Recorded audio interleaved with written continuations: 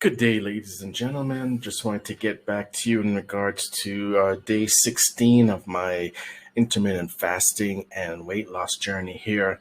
As always, just keep remembered that you can always follow my journal and all the different tips and all the different things that I've learned along the way simply by going to wadesweight.com, and you'll be able to read my weight loss journal there. And of course, the information here covered is you can actually read my disclaimer. Of course, if you do have health issues or if you have any underlying issues that may prevent you in your mind or opinion or doctor's opinion as far as prohibiting fasting, then by all means don't try it. So here we go. I wanted to share some of the major pitfalls that I had as far as going forward with intermittent fasting and the problems that I faced. And these are some of the main problems or issues that I wanted to highlight just as a motivator. I wanted people to actually stay a little bit as far as aware of trying not to eat too much fat during those awake eating hours. And also, intermittent fasting is not an excuse for you to actually eat high fat potato chips and other high fat snacks. The other thing that I wanted to mention too is, and I didn't realize this until well into my fasting, is that I needed to pay a lot more attention to my electrolytes. So I started to supplement my non-fasting time, at least, sorry, fasting hours, which is a 16 hours of fasting by trying to have unsweetened, zero calorie electrolyte juices. So there are a lot of brands out there. You can choose one, whichever one you want. Having electrolytes is really, really important. It's not so much, it's more important to drink a lot of water, especially when you're fasting, but it's also very, very important for you to be supplementing your electrolytes when you're fasting also, because when you're fasting, it is very water intensive. It takes a lot of water to process your proteins and all the different nutrients in your body. So it's very important to drink a lot of tea, which is a great way for you to supplement your water intake. And then electrolyte water is really, really good to assist you. It also helps with your hunger pains also. That's what I found. The other thing too is try not to eat too much protein.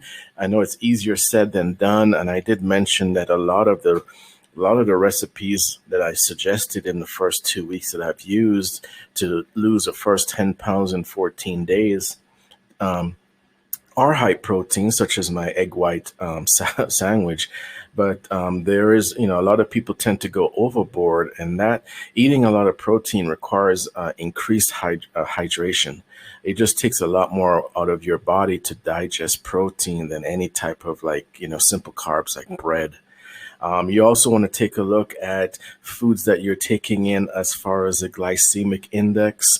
You want to look up, try and reference as many of the foods that you take as far as the GI, what's called GI or glycemic index of foods. Foods that tend to be like apples tend to have a lower glycemic index than, let's say, a loaf of bread or anything that has high carbohydrates because of the glycemic index. So definitely take a look at the glycemic index of any of the foods that you're going to be digesting, because that's another way to actually tackle losing weight. Almost effortlessly by taking a look at the glycemic index of the foods. I take a look at glycemic foods all the time, especially fruits and vegetables. I tend to avoid grapes and bananas versus eating more like, if I can get apricots, I like apricots. I also like Red Delicious apples are another go-to for me because of the lower glycemic index. I tend to stay away from fruits that have a lot of sugar. So there's a lot of different things to take a look at as far as the glycemic index. Yeah, as far as the glycemic index, definitely take a look at the different foods that you're eating. That's going to help you avoid any kind of weight gain while you're fasting. It'll also help you to really accelerate your weight loss gains, because you're actually intaking food, you're satisfying your food cravings, but at the same time, you're monitoring the type of sugar that you're taking in. And without monitoring the glycemic index of your foods, it's so easy to actually give into a lot of the main pitfalls that are going to prevent you from reaching your goals. The other thing too is some people tend to increase their fiber by adding fiber supplements because they find that that helps to lower the impact of the sugar and the carbohydrates when they actually do have a meal. Just keep in mind that if you do increase fiber, for me, if I increase fiber, I have to increase hydration.